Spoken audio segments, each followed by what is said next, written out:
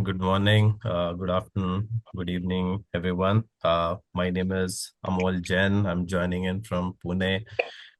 Welcome to the monthly Level Up series.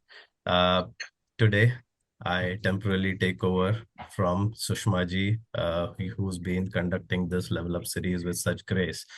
And I can only hope that I make this conversation as meaningful, as delightful as she's been doing. Uh, just a preview of our session today. What we have in store will begin with introducing our mentors. Uh, Followed by that, we'll then dive into our main program. Our main program will consist of three segments. Just before we head into our participant Q&A, we will have a short information about our mentorship program, and then towards the end, our mentors have been gracious enough to spend a little more time with us, and from 12 to 12:30 is when we will have an open mic for everybody. uh, the typical session we start in about 5 minutes from now, uh, and the session goes on for about 35 minutes. So the course session will end at around 12:45. We'll then open it up for questions, followed by the open mic. Now, true to our tradition, we begin all good things with a Mangla Charan. I think I'll ask everybody to, join hands and, recite the thank you. I think Namakar Mantra is more than a prayer. I think it is a source of energy, inspiration, and humility. And I think it's a grounding reminder of our values as we begin a session with a shared learning. Uh, I would like to now begin by introducing our esteemed mentors today. And I will request if we can spotlight them as I introduce them. I'd like to begin with Rakhi ji. If you can spotlight Rakhi ji, please. Uh, Rakhi ji comes with more than 2 decades of experience. I think she is currently the founder and CEO of Kalpvriksh Global, where she focuses on leadership coaching, financial empowerment, and capability building. Prior to that, Rakhi ji was a finance director at Hindustan Unilever for almost 2 decades. But there's something that I've been secretly being told. I think Rakhi ji is also a topper in CA exams. Numero uno. Absolute. So Rakhi ji, I hope that is correct, if what I heard. Uh, what I also learned, I think a little bit about Rakhi ji's leadership style is I think her style is more about clarity of purpose, uh, disciplined focus, and harnessing the power of within. Rakhi ji, thank you for joining us today. We're glad to have you here. Next, can we spotlight Hemant ji? Hemant ji is a finance and a business leader with a deep experience in insurance and finance industry.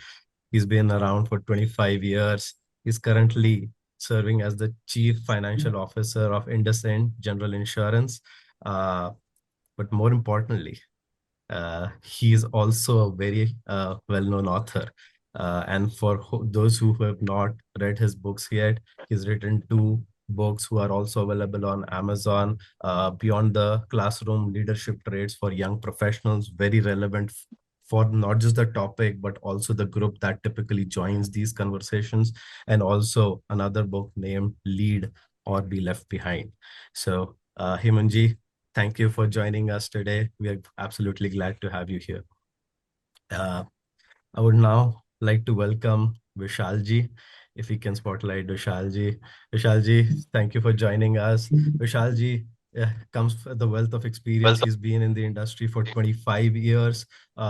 He's now the party के base partner and a risk leader at Deloitte, specializing in technology, advisory, and digital risk, cybersecurity, crisis, and resilience.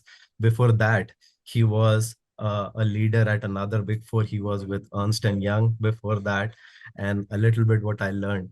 about Vishal ji's leadership style. I think it is a blend of emphasizing on how leaders should evolve and then creating frameworks which create a compounding effect on people's career. Vishal ji, we're glad to have you here. Uh, I think for everyone's benefit, we have posted our panelists' LinkedIn profiles in the chat window so you can go connect with them. Now, let's dive right into the session, uh, and I'll open this to all the panelists. I have one question to all of them, and I'll request. This is almost like a rapid fire as we are, as people are joining in.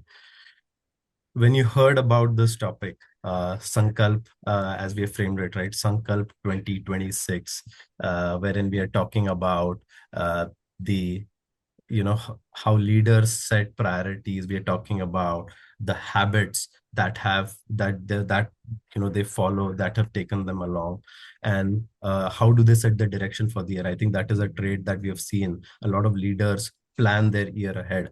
Now, I've not been a big fan of new year resolutions. I gave up on that long ago, but I believe it's time to make a comeback, and I hope to learn from it today.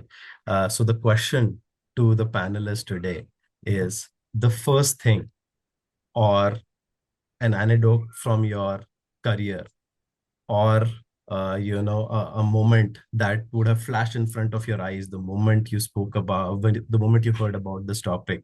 In a quick minute, would like to hear about that. And Vishalji, if we can begin with you, Sure.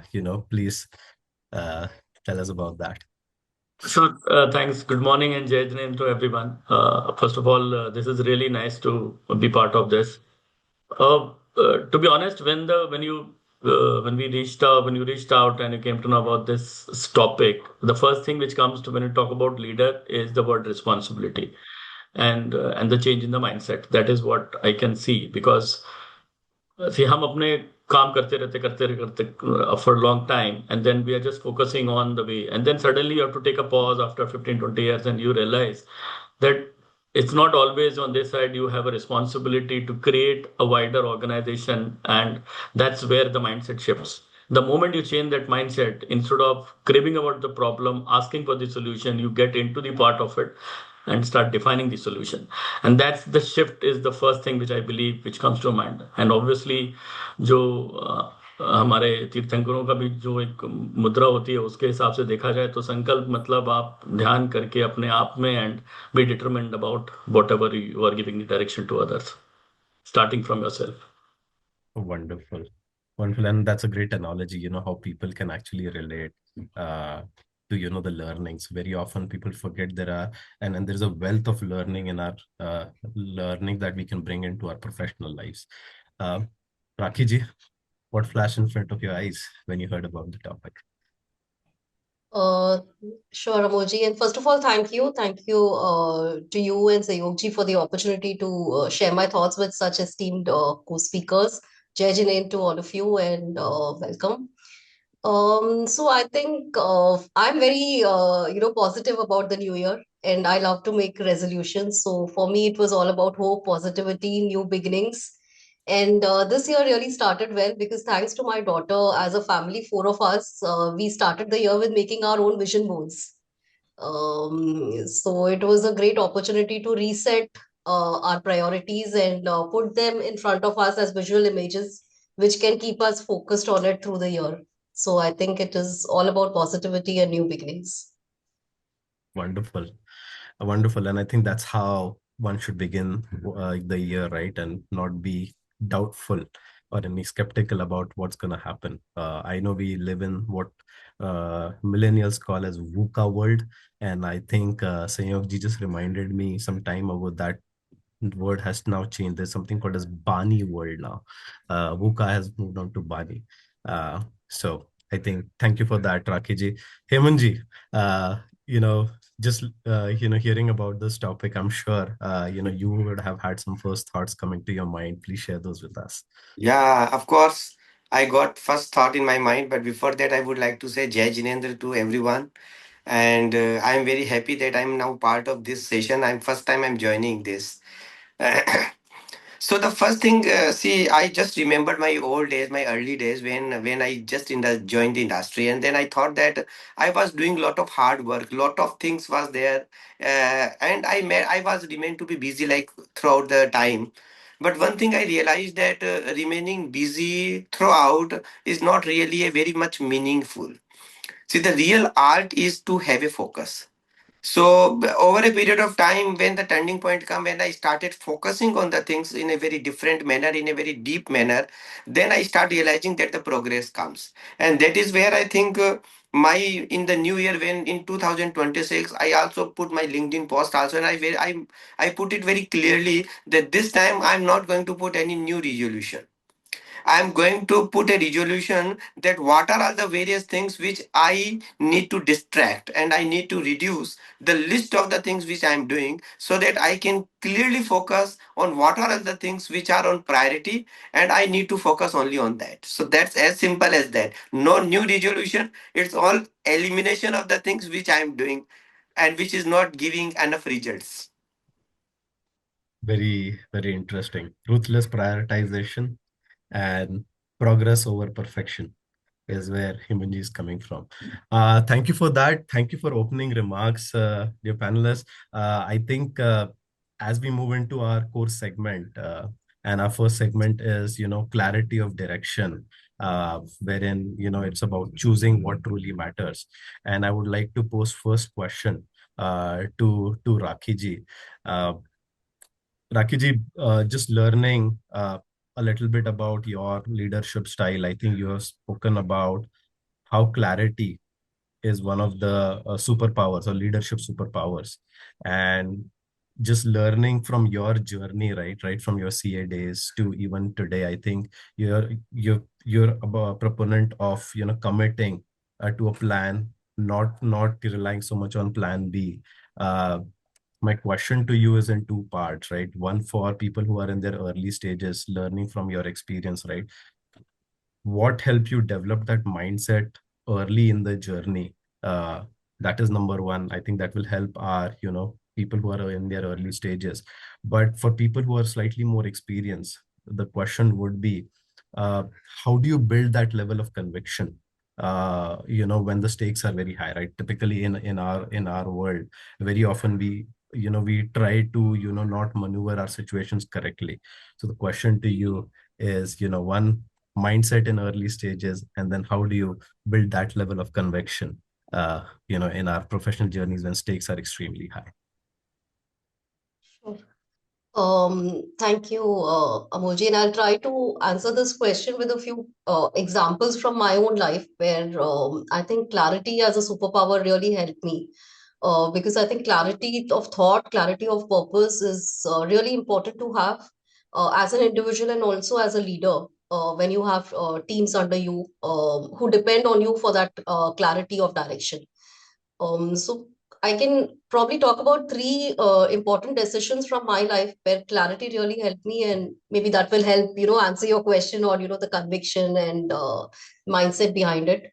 So first was really at a very early age, when I was maybe in my teenage. I grew up in a very conservative family setup where, unlike today, education at that time was not valued that much, and especially for young girls, it was higher studies was, even to some extent discouraged. But I was personally very good in my studies. I was excellent, and it was very clear to me that I wanted more opportunities, more choices, and more independence in my life beyond just being a homemaker. So that was very clear to me. I think just from the examples around me, just from seeing people around me, that for me, I wanted something more in my life, and therefore it was very clear that to get that, having a solid education is going to be key, because education is going to be the path that is going to open up those choices and opportunities. And that clarity is what really helped me to endure and persevere to complete a really tough course like a CA, tough and a long course like a CA. So that I think is really the first important decision that I took, which has helped me till date. Second decision was a little later, somewhere in my 30s. Actually, when I was 30, and I had two young kids. I was doing very well in my career. I had already joined Unilever. I was at a senior position, doing well, set up for promotion, and so on. But equally, my children were young. They were, maybe 1 and 4 at that time. So that time, I took a decision to take a career break for almost 3 years. So this time again, the decision was guided by the fact that I was clear that I wanted to, dedicate this time being a mother to build the right values, right habits for my children. I could have obviously done this even with a full-time job, but just while doing it with the 100% dedication while on a break was so much more enjoyable and fulfilling. And I wanted to give that time to myself as well. So I took that difficult decision or unconventional decision to take a break with zero regrets. In fact, I don't regret that decision till date. Looking back, I think it was one of the best decisions, not only personally but also from a career perspective, because I can say that I have relatively less guilt than what I have seen many working mothers carry. uh, so sometimes I think it's about balancing choices and going for what you think is the most important thing at that point of time, and not having a lot of FOMO, because sometimes you're not able to take very clear decisions because we also have a fear of missing out, or we just want to be all over the place. But sometimes it just helps to have more clarity on what your top priorities are at that point in time. uh, Third decision I will say is more recent, where I have left again Unilever, a very successful corporate career, to start out on my own. And this really is decision is driven by my passion and purpose. I've been very passionate last 10, 15 years, even 20 years about personal finance, investments, been managing my family portfolio, made many mistakes, kept learning. This is an area that interests me. I keep reading about it. I keep learning about it. Doesn't feel like work. Now I can even say I have the confidence to help others. So this decision is driven by my own personal passion, my own liking, and also the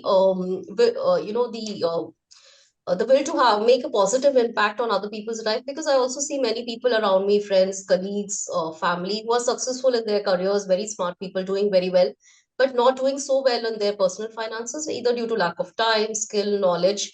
So this is an area that I've taken up because I feel I can help people have a positive impact, also live my passion. Now, was it an easy decision? Of course not, because you're leaving a lot on the table. You're leaving a title, a designation. You're leaving a lot of, money on the table. So it's not an easy decision to take, but you kind of weigh the pros and cons, and you also go with, what feels right to you, what your intuition says. Like my grandmother, I always look at my grandmother as an example, and she always used to tell me that, सबकी सुनना पर करना मन की, like सुनो सबकी पर करो अपने मन की. So I think that's what I go by. Thank you, Rakhi ji. I think I would say HUL just as a company has given many leaders, and I think I'm glad that we have you learning from your experience. I think you spoke about fearlessness, you spoke about clarity, but I think you also more you focused on when you spoke about career break, right? Why the focus on what is important is really necessary, right? And then I think you settled the debate a lot of people are having today about education. Like, I think education is important, it's not going anywhere. I think people should focus on that. Thank you for that, Rakhi ji. uh, I think the next question on similar lines I have is for Hemant ji. uh, in the beginning itself you spoke about ruthless prioritization. um, in the world where we live today, where everything feels important, how do you decide uh, what to do, what not to do? And knowing how things have been in 2025, how do you plan an year like 2026?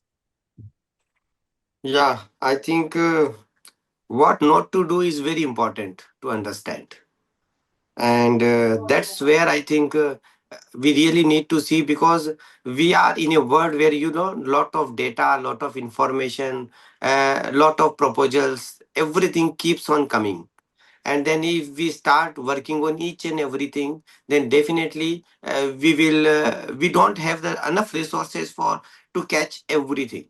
And that's where I think, as a leader, because we are working in a very large insurance industry, and then we keep on receiving multiple things.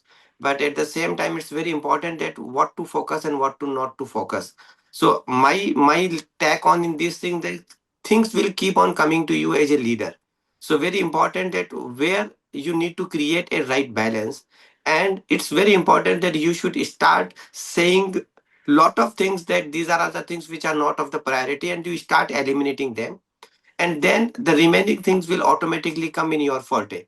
So whenever any things come, I think there are three important filters which I used to use. One is the impact, that does that anything materially impact the outcome. So if anything is come, because we create our targets, our plans, our direction at the beginning of the year, but then a lot of things keeps on coming. So we first question we ask on the thing is that whether it is enough impactful. The second question which is asked is that is it aligned to our goals. So alignment is very very important, whether these activities are going to strengthen the things or whether these are going to distract the things. So that's very important thing. And the third is capacity. Do we have enough capability, enough resources to use those kind of decisions? So once these three things we start filtering the things under these three aspects, lot of things we start you reducing, and then we start working on the things. So the ruthless prioritization is not about ignoring the work, actually it is about protecting the focus. That is where my take on. So this is how we do, and we have to say a lot. No, we have to have a courage to say no to lot of things, and maybe lot of good things also. But just having a follow-up to that is, uh, growing up, right, we were told that, early in your career, never say no to anything, right? Just keep taking on and you will keep learning. At some point in time, you understand that, you have to start saying no just to make sure you're focused. Do you think there is a cost of saying no as well that you've seen, you probably had in your career? Yes. See, when you say no, you cannot immediately convert it into the what is the cost of saying no. I think there are something cost of saying no. Actually, when you start ignoring the things, lot of things, the value of that comes in compounding manner over a period of time. It doesn't come to you instantly or immediately. You cannot know that what exactly is the cost, but then you start measuring into the compounding way. So my point here is that, see, organizations don't fail because of the lack of the intelligence. Generally, they fail due to the lack of the focus again.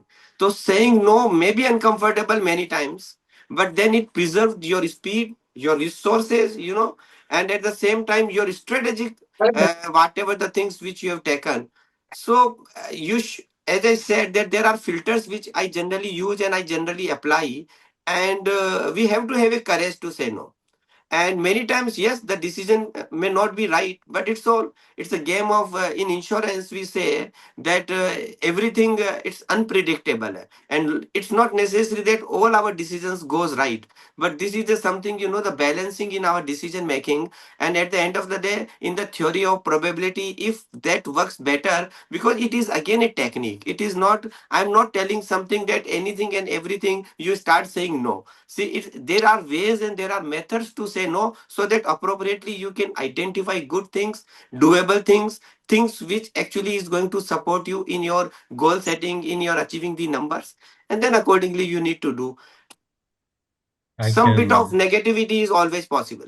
I will not say that you can perfectly say no to the things. No, I think well said. I think it is only in hindsight that you will know that from a long-term Yes. perspective that was the right decision, and I think I can relate to that. For in being very myopic and thinking about it from a few months perspective, it is likely that you might feel that, hey, it looks like a wrong decision, but in long term, I think it will span out very very well. The question was largely around, I think most people are just focused on immediate outcomes.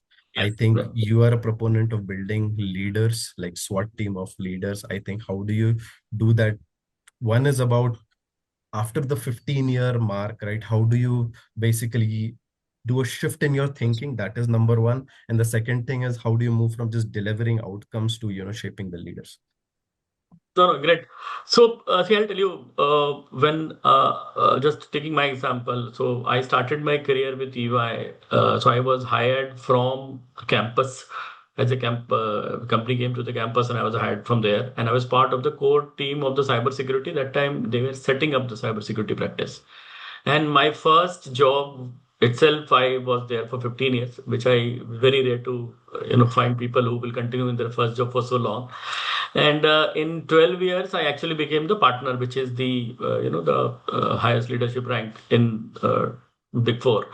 So that if I take that as a journey of myself, and what I see is that just continuing the first thought, which in the beginning and more I said that you were delivering, then you suddenly start getting a role where you have to handle a team, you have to handle clients, you have to handle career, and soon you realize that you have come on the other side of the table, which means now you are the one who are providing solution along with the larger team, and you have to solve a problem of a client or a team and various other aspects. So instead of just doing one thing, you have slowly over a period of 10-15 years, your span of control has increased, your entire scope of work has increased, and you have multiple threads and aspects in your life which you have to handle across. Now, that is where then you have to start thinking of how to manage these things. And it automatically puts you in a position where you realize that, okay, you are now not talking about yourself, but you are responsible, accountable, and have to take care of a larger objective of the team, of the organization, of the function which you are representing. And that's the shift. Once have to realize that the moment you realize that you are the one who are now on the driving seat rather than in the passenger seat of the car, the responsibility of how you drive, what is the pace, what are the obstacles coming in, you have to be alert. That is the shift which is required. And the moment when you start doing it over a period of time, you start thinking, okay, अभी हमको और organization बढ़ाना है. I have to grow this organization big. When you have to start thinking more big, you have to start building more leaders who it's like replicating yourself. If you are a leader or are doing a particular track, that's how the entire expansion happen. So, and this is how one company to other company and then more companies and the sector grows. This is the chain start. So it starts from one individual who starts, and then slowly it become, and he has to start thinking of how he's going to become or build more leaders or more tracks, somebody who will be giving more opportunities, solving more problem, or addressing more larger objectives.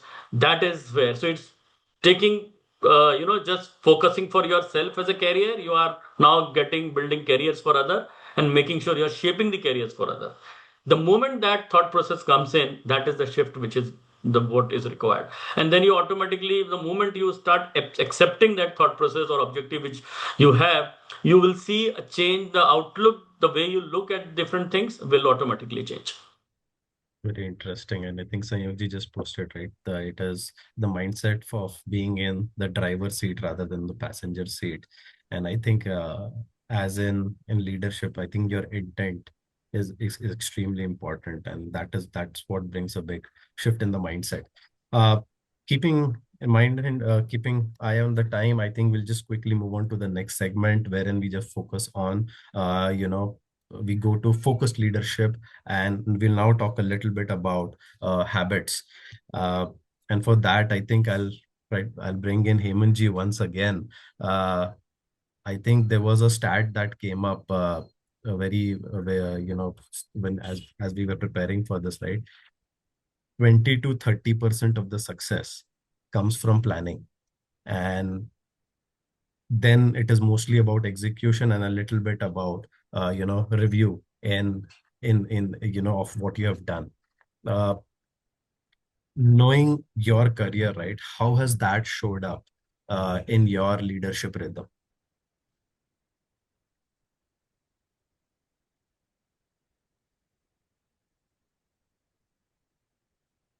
Hemanji, you're on mute. Yeah, sorry. Yes, I think I agree with you that whatever the study which has been done, that generally people spend about 25 to 30% on the planning kind of thing, and then they put on execution and then on the review. So these are all the three critical elements when we look at the overall cycle of any activities. planning is, of course, is very, very important because planning gives you a direction and what kind of outcomes you are looking at it. So planning is very, very essential because it helps you in setting your priorities, your metrics, your KPIs, everything. But many times spend a lot of time in over planning. Organizations do spend a lot of time in over planning. That's not great because over planning doesn't impact any results. So that's one area I think planning is very critical, but execution is something which is very, very important. And the leadership energy actually goes highest in the execution piece of it. And but when I say at the top level leaders, they should not be doing the micromanagement because many of the organization leaders started working themselves. That's not a right sign because leaders need to put only micromanagement is not a great thing. But yes, leaders need to continuously review. So when I say on the top leadership, so there are different level of leadership. One is your top leadership, one is your middle management, and one is your junior management. These things are actually the weightage need to go accordingly. So the top leadership need to focus more on the reviews. Of course, planning is very critical, setting the targets is very important, but at the same time, very critical to continuously review and continuously also reset the target because target setting you do once in a while, but then the markets are dynamic. You cannot keep on with the static targets every time. The things are moving, the things are changing at a very fast pace. So my suggestion is to that there are different level of leadership, and in these leadership style, you really need to have a right kind of focus on planning, on execution, and on review. But on top level, I think reviews are very critical. Reviews helps you to understand the things much in advance to take right kind of decisions. In case you need to mold any of the things, you need to bring any of the new resources. You need to do any kind of capability building kind of thing, so everything is possible when you do timely reviews. Review actually also requires honesty because review many times you need to take hard calls also in the review. Generally people afraid of reviewing the reviews because what happens that during the review if you come to know something then you need to change something and that require courage. So my point is that at a top level leadership they should continuously engage on the reviews, continuously monitor the things, and then take the right kind of decision at right point of time, whereas the middle management need to really more focus on execution part of it, and lower management really need to support the middle management in the execution style. This is how I really need to see from an organization point of view. Very, very clearly defined message for every single person. And I think as in military, right, they just don't do a review of a successful, just a mission that failed. They do a review of a mission that was also successful. So I think that is the message that I think what you spoke about. Uh, Talking about focus, and I think this is a follow-up to what I asked Vishalji. Uh, Vishalji, I think like we were talking about building leaders, right? uh, and in the journey, right, you go from being an individual contributor to managing teams, to then start thinking like a leader, right? In that whole journey, uh, of wherein after a point in time where you say, right, like we spoke about, it is important to now create leaders, right? Not just manage great teams but create leaders. Were there habits, personal habits that have helped you unlearn and enable that transition? Yeah, that's very important, and I think this what I'm going to say is something which I personally believe is very critical, and everybody should keep that in mind. Because होता क्या है कि जब आप करते आ रहे हो, I mean आप you are doing a lot of stuff on your own. Tendency is कि आप लीडर बनने के बाद भी आपकी टेंडेंसी होती है कि हम ही कर लेंगे इसको, and you fold your sleeves and you continue doing that. See, that is good. Your team below will be very happy that my leader is supporting me and he is doing that. But what happens is in the background is that over a period of time, you are not giving him opportunity or her opportunity, and that person is not able to learn on that aspect. और आप ही करते जा रहे हो, तो आप in a way you are not allowing them to come out and make mistakes, or you guide them and all that. तो वो एक सबसे बड़ी बात होती है that you have to see how you are drawing a line and taking a pushback. What Hemant ji was saying is absolutely right in terms of आपको review करना है, so that's where, and you don't have to do it yourself, and which is the thing. First thing is which I have to keep, what you need to delegate, what you need to empower. You have to trust your team with whatever you have developed and give them empowerment. Be ready for their failure so that you can come and they can learn. So first time पे सब जगह सब सही नहीं होता. So that is the first thing which I have to very cautiously focus कि क्या मैं नहीं कर सकता and I leave it to the team, and that goes hand in hand, which means delegation and empowerment are the two things as a quality which is important. I should make my team more empowered. At the same time, I have to stop doing everything by my own and start giving them delegate all this stuff. So that's one. The second important aspect which also believe is जब भी कोई हम लोग का project based होता है, and when we do that, आप beginning of the project में जब आप planning का part करते हो ना, there you set the tone perfectly. You devote a lot of time giving what of direction in terms of what are steps and what you have to do. उसके बाद में the team will automatically follow that, and you have to just make sure that they are on the right track, and that is another important aspect. So I mean, I tell my team that you should follow the three phase, which is seen, known and admire. जब आप start करते हो तो you are seen कि भैया कोई आया है पढ़ लिख के, इसको थोड़ा काम देते रहो. Then over a period you do a lot of stuff and you build yourself in a specialized area, and लोग आपको फिर then know you. You are known, which means you are known for a subject, known for a sector, known for a particular thing. So आपका थोड़ा सा credibility बढ़ गया. And then comes that after you're doing known and guiding other team and other people, people look forward towards you, and that is where the admire stage comes. So that's the career journey should be seen, known and admire. Oh, I think I'll go back to this video once again, and I'm gonna write down that message. Very important, because I think just hearing from that, I think I need to change something about myself.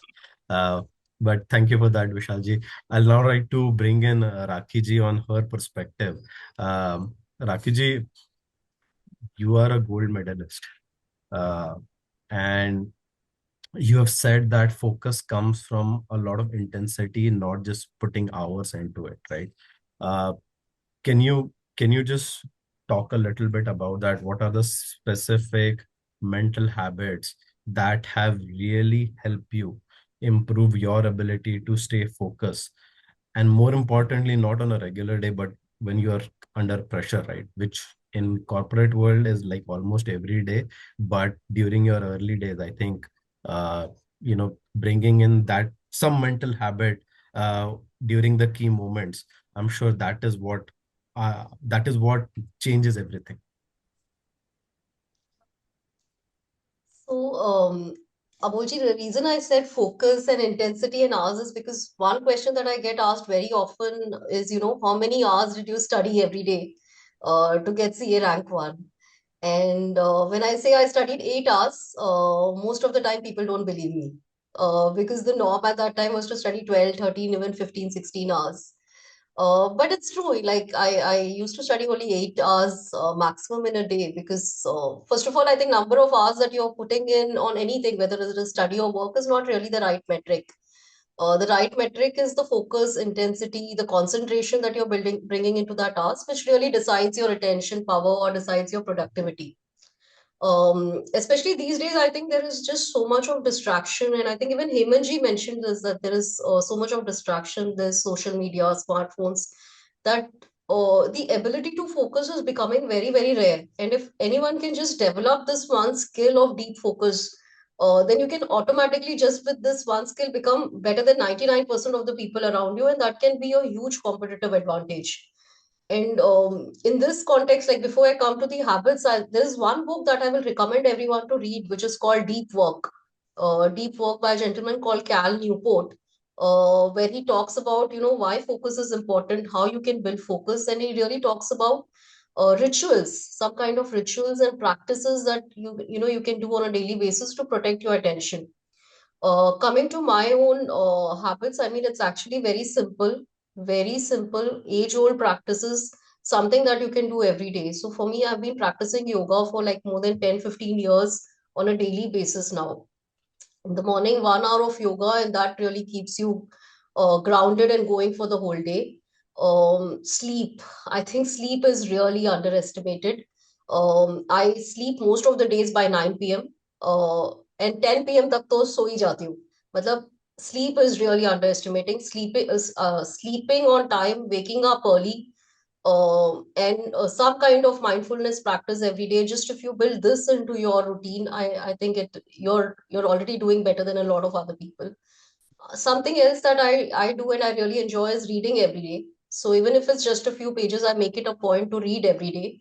And I also solve one Sudoku and one crossword every day because I like both math problems and word problems. So I there's a newspaper where I get one Sudoku, one crossword every day, and I'm the one in the house who solves it. So that also really helps me, focus and keep. And I enjoy it a lot as well. So I think it's very simple, everyday habits, something that you enjoy, something that you can do every day. And also try to say no to a lot of things. I think Hemant mentioned it, and it's very right. Do things which help you grow your attention and focus, and stay away from things which keep you distracted. Um, and those that can really help you not only stay focused but also keeps you happy, keeps you grounded, keeps you just happy and productive. And it's all about compounding again. Like money compounds, even these habits compound. So if you've been doing it for 10, 15, 20 years, it keeps giving you consistent returns. So it's really important to do things which you can do on a daily basis, which will give you the best results. Very interesting. There are two things that I really can't do: Sudoku and crosswords. I've tried everything, I can't get to it. So, but great piece of advice, Rakhi ji, on the habits.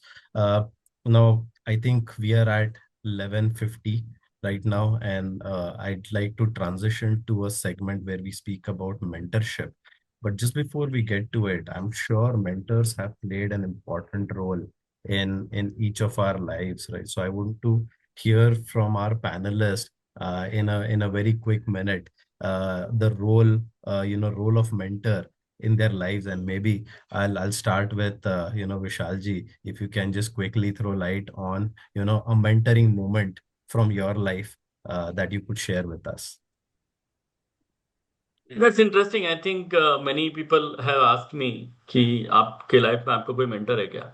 And now that's a very interesting question. तो अगर मैं देखने जाऊं तो it's very difficult to give one answer कि मैं इसको mentor मानता हूँ, ये दो को या तीन को, because everybody has something to share and by whom you can learn.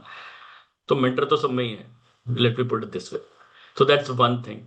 But still, to ask if I take from a professional when I was shifting from EY to Deloitte, well, that's the one thing which I was, when I reached out to someone, I said, okay, I have multiple offers. What do you think? क्योंकि जब आप till the time you were becoming partner, you were still with EY, and then after that, जब छोड़ना था तब तो छोड़ा नहीं. इस लेवल पे आके तो कोई छोड़ता नहीं है. So that's question everybody asked me in one on one. फिर आपने छोड़ा क्यों? Well, I had normal reason है कि okay, ये भी एक experience करके देखते हैं, इसलिए छोड़ा जाए. Because people keep shifting, let me also try that. So when I reached out to him asking that, okay, which offer to take, and that's where very interesting. He said, I have been working, I know you for quite some time, so I know you as a person. So what I realized that he was the one who knows me, and then he said, this is the right fit. So it's not always the external environment which is appealing you, but it is the fitment which is more important. I mean, that's the way I look at it. So मैं अगर किसी को higher भी करता हूँ तो मैं ये नहीं कहता हूँ कि तुम नहीं हायर हो सकते because of 1 2 3 reason you don't have. It is for me, it is more of a suitability is an important word rather than you being pass or fail in exam or interview. I think that is a perspective which I really liked it. That what is the Interesting. fitment and suitability? No, very, very, very important, especially knowing how things are changing in today's world. Hemanji, tell us a little bit about your role of mentor in your life, in your career. Hemanji, you're on mute again. Yeah. So yes, the role of mentorship is very, very important in one's life. But I would like to say, lot of people, lot of teachers in my initial stage of my my education helped me in understanding the things in better manner, and to build my confidence, to build my motivation, to ensure that I keep number one on top rank in my class and all. So those kind of things always motivated me to keep my focus towards my studies and all. So of course, the initial phase of mentorship I would give to my initial teachers in primary school also, as well as in my, in my secondary and even in college. I was one of the students who regularly go to classes and to attend at that point of time, because I was in a small town at that point of time. And I really use those teachers to help, who have shaped my career and my life. I think I give lot of weightage to those people at that point of time. But of course, at one point of time, I read one book, Atomic Habits by James Clear, and I like that book very much. And that is the book which actually shaped my things. So whatever things which I'm telling today, that's helped me in creating good habits continuously. And the habits are not only on one area; it's on multiple aspects. And that's, I feel that not necessary that you have to have a human only as a mentor. I think many times good books, good knowledge, good thesis also can help you to shape your things. So that's where I think, as Rakhi ji also said, that she also gave example of deep work book.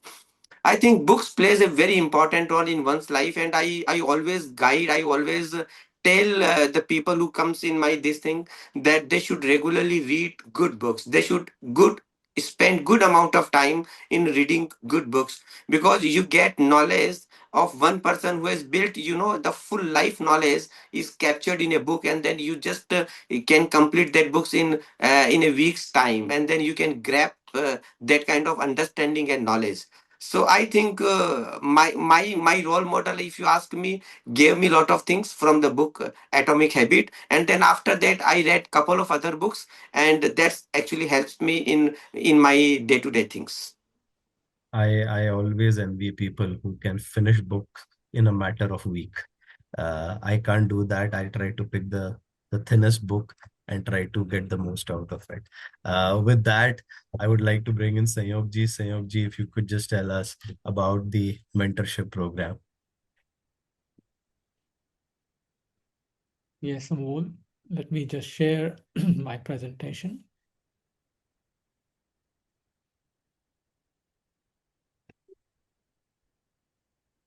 Wonderful discussion. Let me just begin with asking Amol, is my Yes, we can see your screen. screen? Great. Great discussion. A lot of points to remember, a lot of points I have taken notes of. I want to talk a little bit about the GITO's professional forum. But before I talk about GITO's professional forum, it is important to understand about GITO. Now, GITO is Jain International Trade Organization. It is a unique multi-stakeholder community of visionary Jain industrialists, business people, professionals, and all of them, they share a commitment to shape the future of the community and society at large. Jito is very large. It has got footprints everywhere. There are 9 zones within India. There are 77 chapters and growing. There are 32 international chapters and more than 20,000 paying members across the world. As a matter of fact, Mr. Sanjay Jain, he's dialing in from Indonesia right now. He's one of the office bearers over there. There are, as we count, 18 different verticals of Jito, right from Jito incubation and innovation to JPF, Jito Center of Excellence, Jito Youth Wing, Jito Women, Ladies Wing. So no matter in the family, what position someone is, there is a Jito vertical to support you. Now, one of the verticals of Jito is the JPF mentorship program. And our tagline is very simple, where experience really meets curiosity. Um, Now, the vision of JPF is very simple. We want to build a global platform where Jain professionals can engage with accomplished Jain professionals. And they will also be JPF mentors. Our goal is to be able to support more than 1 lakh Jain professionals towards their path to success over the years. And there are by the way, as things stand today, as far as Jito mentorship program is concerned, it is pro bono initiative. It is open to all community members across the globe. And there are 7 solid reasons to join the JPF mentorship program. We conduct monthly level up series. This is the 21st of those series that we have been conducting. We also conduct our small group mentoring sessions, which are anywhere between 10 to 20 participants, and they can have a free-flowing interaction with our mentors. You can also get one-on-one mentorship from our industry leaders, like the 3 that we have featured today. And you can connect, learn, share, and grow with like-minded community members on our WhatsApp, as well as on LinkedIn professional group. We have more than 550 members on our WhatsApp group. All our programs, they are recorded, and our content is available on demand. There is Jito's playlist, and we will be posting that for you. As a matter of fact, it is also part of my presentation. You can join from anywhere in the world because everything that we do is virtual. And as I had said before, there is no cost to community members. I don't think there is a platform like this anywhere else. Now, the heart of the Jito mentorship program really is our mentors. We have more than 65 plus mentors. Each one of them is a senior leader, not just in their company, but also in the industry. They are thought leaders. And one of the most outstanding thing about our mentors is that they're successful, like leaders generally are, but they have also committed to give back their time to the community. So that is something which is very, very special. Now, as far as mentorship is concerned, you can seek mentorship in many different areas. What you have on the screen is only an example of few of those areas: finance, strategy, sales and marketing, energy, environment, legal policy, operations, entrepreneurship, innovation, you name it, leadership and career development. I know there have been some questions that how do I take the path to becoming a CEO? So areas like that, you can get mentorship, one-on-one mentorship. You can speak to our mentors as to how you can progress in your career. And by the way, there are so many sectors that our mentors can support you that it was becoming very difficult to map them. So I just went on ChatGPT, I put all the different choices, and I said, okay, give me the top 10. And so you can get, mentoring our mentors. They have the knowledge and the know-how, financial services and financial tech, consulting, management, technology, software, media communication, and one can go on and on, right from sales and marketing, pharmaceutical, government, environment policy, manufacturing, infrastructure. And under each one of those categories, there are so many other subcategories which are also there. So I personally think that actually there is no area which remains untouched. But by the way, at the same time, as I am saying no area remains untouched, I also want to make a counterintuitive point. It is not necessary that your mentor has to be in the same industry as you are. Actually, a mentor sometimes from another industry can help you see things which you may be ignoring. What do people who undergo mentorship? They say here are 2 testimonials, one from Yuga, another one from Kunj. Basically, the highlight is that how mentorship program or mentorship conversation help them. It is one conversation which can really give you another perspective, can make you look at things that you have not seen, and it can change the trajectory of your career. By the way, there are many different ways in which you can take advantage of the services that we offer. You can join our WhatsApp group. We will post all these links in the chat. You can also request for one-on-one mentoring, and there is a form. You can access our Level Up series, the playlist. There are more than 25 different programs that we have done, and they're evergreen programs. There are so many learning moments out of each one of them. And the complete profile of our mentors is available in our coffee table, book format. Now, the core team, Kumar Palji, he's the chairman of JPF. Mr. Manish Jain, he's the director in charge. And Vishalji, he is on the call. He is our convener, and he guides us as to what needs to be done. Of course, there are other people. Sushma ji is there. Amol, he is our go-to person whenever we need help. And then we have Rutika Sawant. She's also on the call. She is the Jito Apex. She works in the Jito Apex Secretariat, and she is there to help us out. We are really powered by the community spirit. There are a lot of volunteers behind everything that we do. And there is, Ritu Bapna, Ajay is there also on the call. Gaurav, I know he wanted to be on the call. Pranay is there. Rishabh is there. Meet is there. Kriti is there. If you want to join our team, you can write to me, or you can reach out to any one of us, and we'll be happy to use your services, because as I said, we are really powered by the community spirit. So with that, I will bring down my presentation, Amol, and over to you to continue this nice conversation that you're having with our panelist. Thank you. Thank you very much, Sanyog ji. Thank you for explaining the power of the mentorship program. That I think this is a brainchild of Vishal ji, over the years. Uh, you know. Now let's go to the questions. I'll pick them in the order in which they have come. I saw a question from Rakesh Mehta. I think Rakesh ji, if I go from the introduction, he is from the oil and gas sector, energy sector, and I think I can see him on the video as well. Rakesh ji, please go ahead and ask your question. Yeah, thank you for very good session. First time I am attending such session, and thanks to everybody. Now I want to change my career from my professional. I'm project manager in a EPC company in UAE, Abu Dhabi, and now I want to change my career to have my own business related items.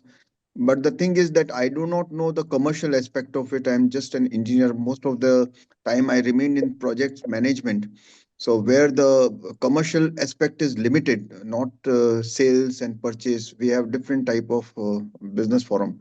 So can I get such mentorship? First question, because and what should I do for it?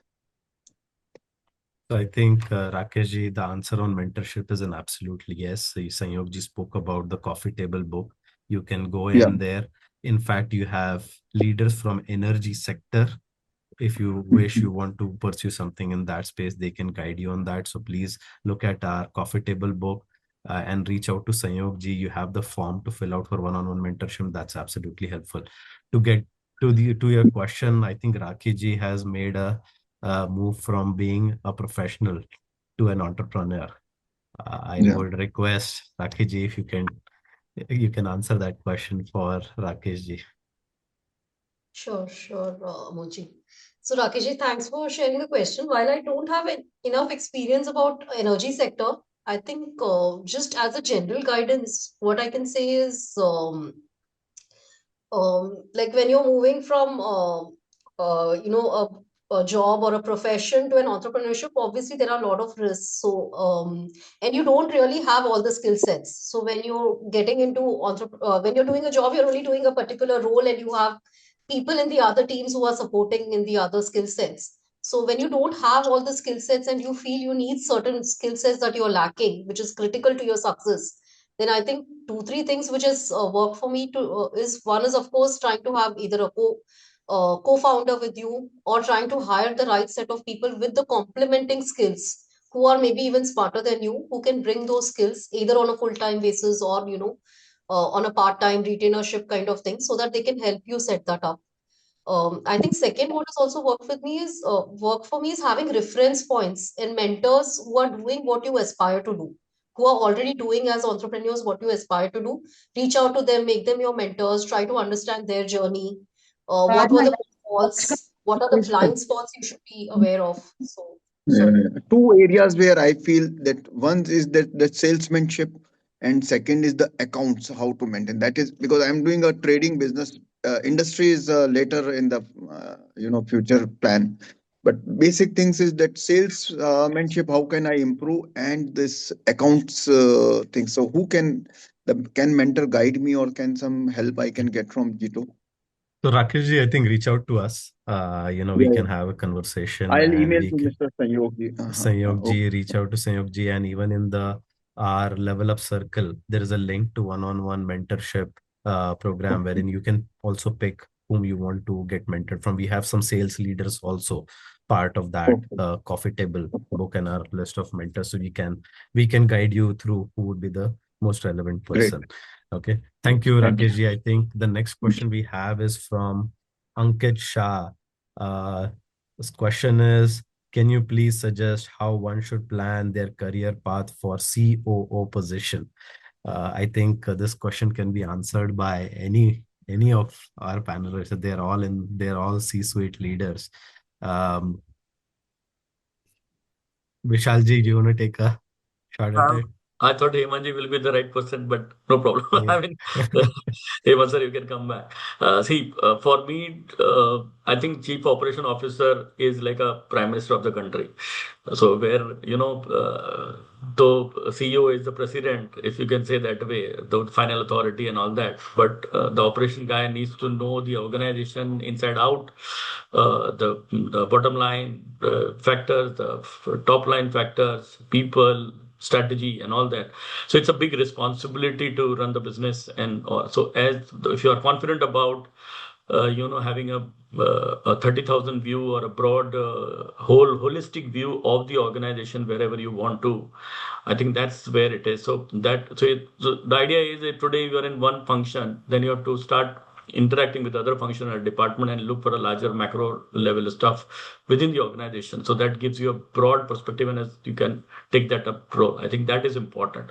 And once that is the internal, the other external preparation is more to wherever your organization or whichever organization you are aspiring to plays in that ecosystem or the sector or industry or geography, the entire view of that sector, where it is going, what is the other players, and how that interaction will help or impact or affect your organization is also an important. So you having a view of the larger sector and a vision at the same time, your internal stuff.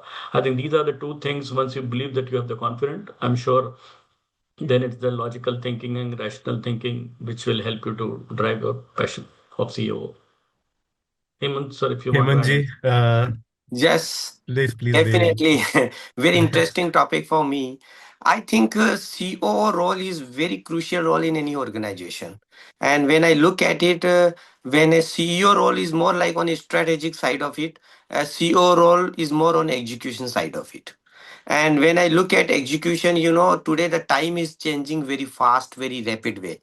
And the use of technology is becoming very, very crucial and important. And when we are talking about the artificial intelligence and all, the things are changing. Even in the last 2 years, that the things have shaped up significantly in a very different manner.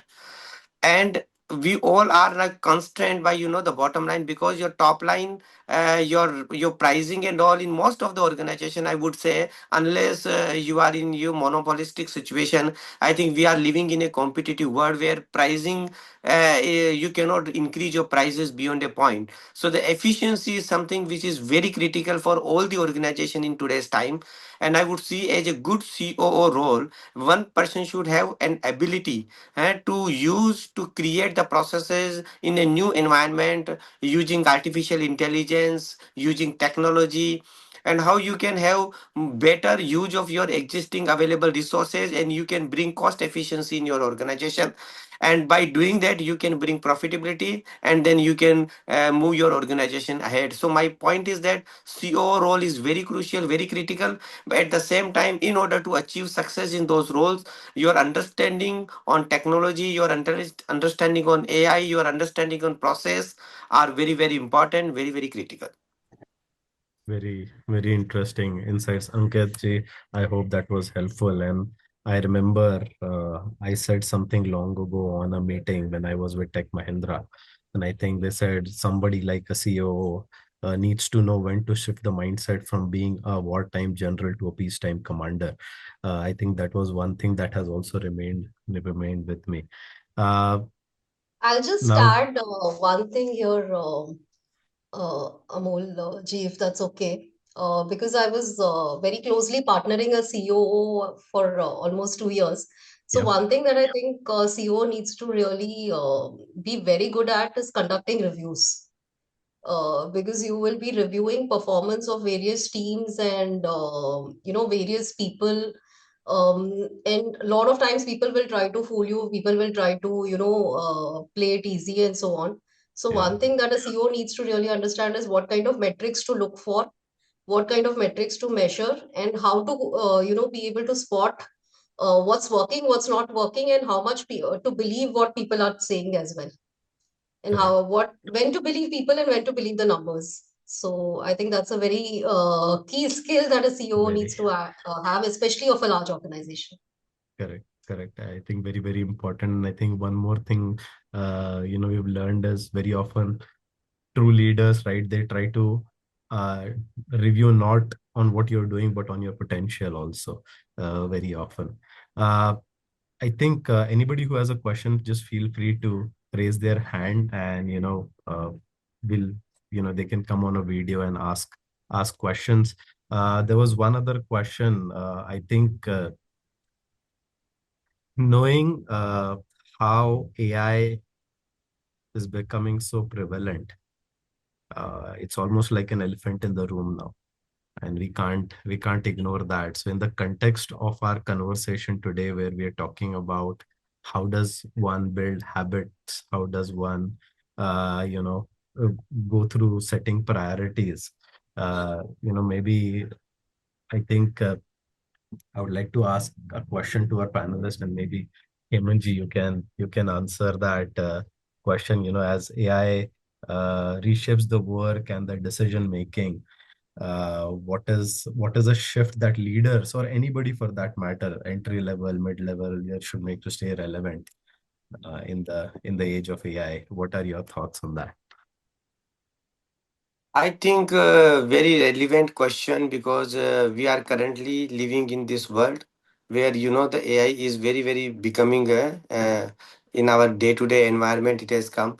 I think the most important thing which I would say here, that decision makers now, they need not, I think, be only the decision makers. They need to be now decision architects.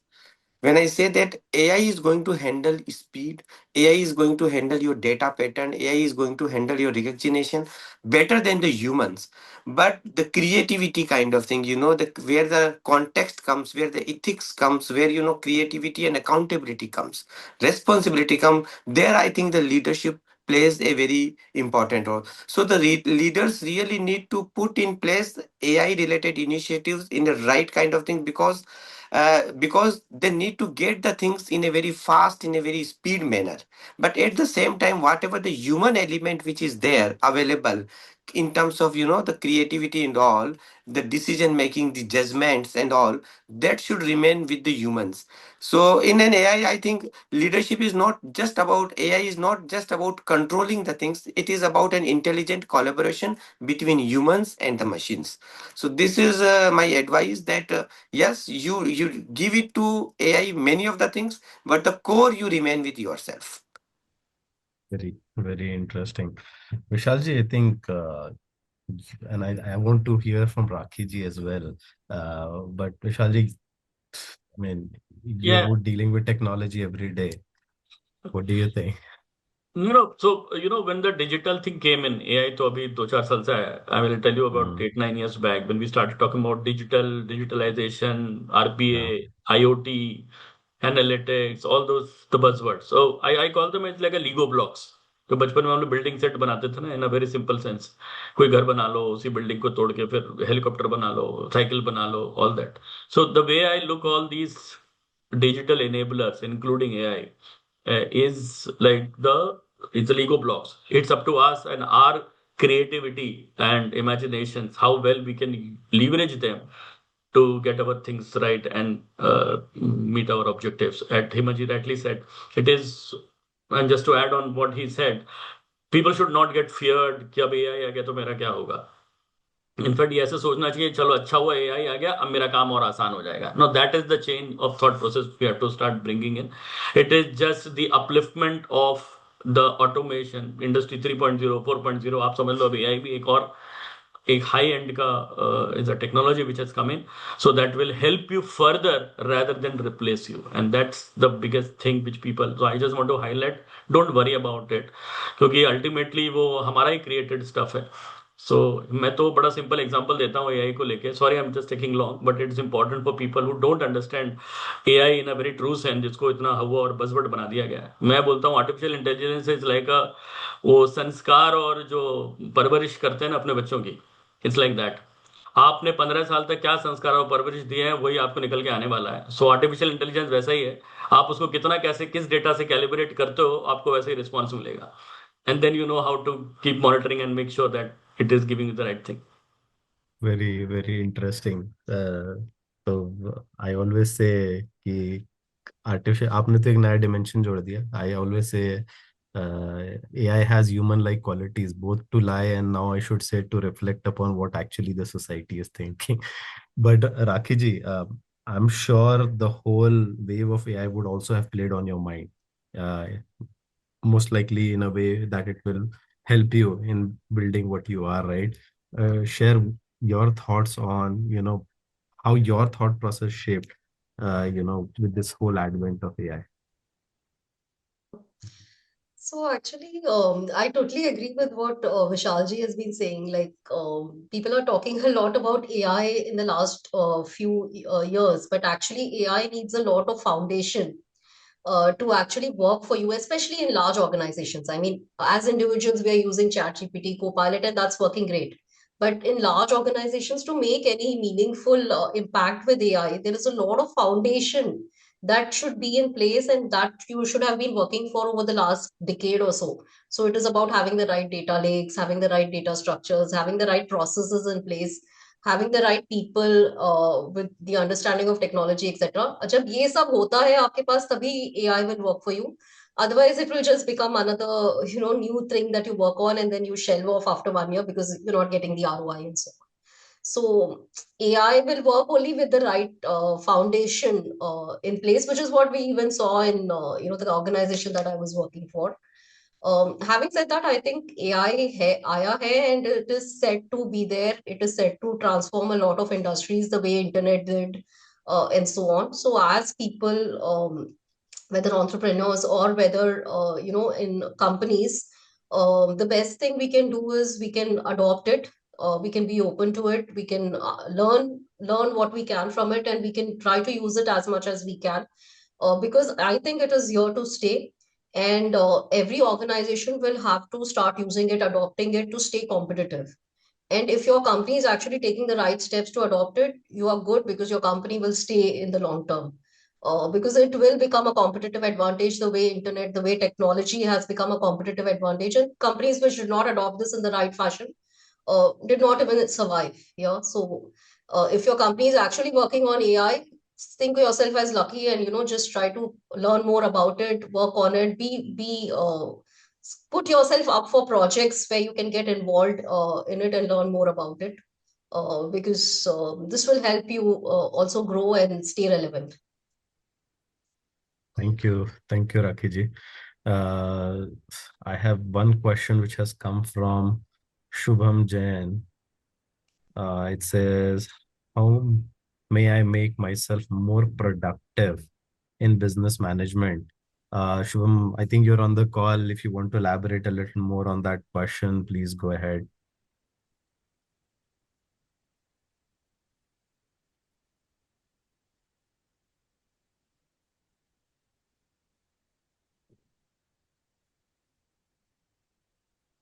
Shubham, okay. So I think that question, right? I think Vishalji, if you wanna take a I thought stab at it. Shubham is speaking on mute, so I was about to say that. I can see him on the video. I So can see him on the video as well. So I was going to ask him if he wants to elaborate a little more on the question. Yeah. He says, how do you make myself more productive in business management? I think business management could mean a lot of things. Shubham, please go ahead if you want to elaborate on it, please.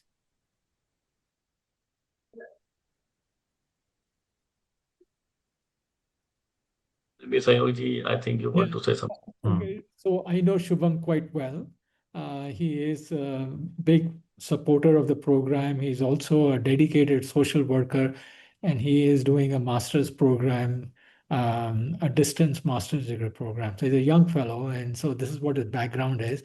So within that context, if you can respond to his question, I think that should be good. So let me take a punt on this one. So Shubham, first of all, you're most welcome to call me separately or directly, and I can have more specific discussion in the context of this, considering that we have limited time. So please feel free to reach out. Absolutely happy to have discussion. And just to add one more thing, you have written mustard oil industry. So I think the way business management, what I believe is that if you are a techie, then you focus on the machinery part की और कैसे enhance होगा. If you are a sales guy, you just focus कि मैं sales में कैसे जाऊंगा और कैसे सेल्स बढ़ाऊंगा. If you are finance guy, you will talk about the cost optimization, bottom line, and all that. When you talk about the business management, then I think again it's relating and connecting these two things. So how my technology enhancement can happen to meet my business objective at the minimum cost. So if you are able to relate all these individual components in any business, I think that is the best way you are there to manage your business, because all the components are important. It's like a car में आपके लिए सब कुछ important होता है, steering भी, engine भी, चक्का भी. आप चारों चक्के में से एक का पंचर हो जाएगा तो आपकी पूरी गाड़ी रुक जाती है, but then at the same time हो गया. So that's why how each of things are interlinked, how best that can be leveraged and utilized and can serve for each other. I think that's the way I can say that is what you are taught in business management, and you have to leverage that as well. I hope I answered, but happy to have a separate call if you want. Thank you. Thank you, Shalji. I think we are almost close to the time that we had for our session today. I would now like to invite Sanyogji for a vote of thanks. Sanyogji. Thank you, Amol. And it was a wonderful way to spend last 1.5 hours. Sunday really is for learning. And first and foremost, I want to thank our mentors, Rakhi Ji, Hemant Ji, Vishal Ji, for not just sharing insights, but also sharing their lived experiences. Those are the kind of things which you can't, get anywhere else. There are a lot of more people to thank. I want to thank you, Amol, for moderating this session. I know you took it up. You were not very well, and you took it at a very short notice, but you are our go-to person. So I really appreciate that, Amol. Thanks so much. And the most important stakeholders, Olympics can be held without audience, but we cannot have our webinars without audience. So I want to thank our participants for their energy, for their questions and reflections. And they really charge us up. I know we had a small group, but this video is going to be put up on our playlist. It is also going to be circulated on our WhatsApp community group. Our volunteers, some of them are here, some of them are not here, but they have all played a role. Gaurav, Ajay, Ritu, Pranay, Kriti, Meet. And our most important takeaway is that our speakers reinforce that priorities, habits, and directions don't happen by chance. They are consciously designed, and that became very obvious with every example that they gave. And I hope at the end of 2026, when we will reflect back on our journey, this webinar would have played a role in it, in our success. So with that, I want to thank everyone for being here, for spending your precious time with us. Jai Jain, and let's stay in touch. Jai Jain. Thank you, everyone. Jai Jain. I'll just request the panelists to stay behind for a few minutes. And again, everybody else, to all the participants, thank you again for joining us today. We'll be back again in a month's time with our next Level Up series. Thank you.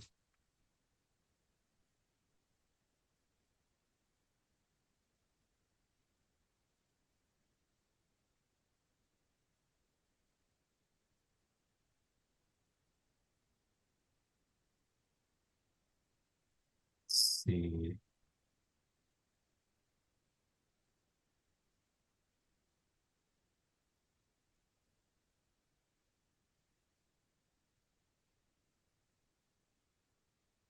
I'm just trying to see once we have our own, our core group. I'm still not able to find out who Michelle Hansen is. It's okay. I've seen that name twice now. I think it was Uh, on the LinkedIn, so maybe somebody might be interested to. Yeah, generally somebody might be there. uh, got it. But wow, uh, Rakhi ji, Hemant ji, Vishal ji, thank you so much for your time today. I know like 1.5 hour on a Sunday. We took a little bit of prime time away from you, but thank you for sharing that with us. मेरे लिए तो personally live काफी सारी चीजें मैं relate कर पा रहा था आज कि यार ये तो मैं गड़बड़ कर रहा हूँ, ठीक करना पड़ेगी कुछ चीजें अभी.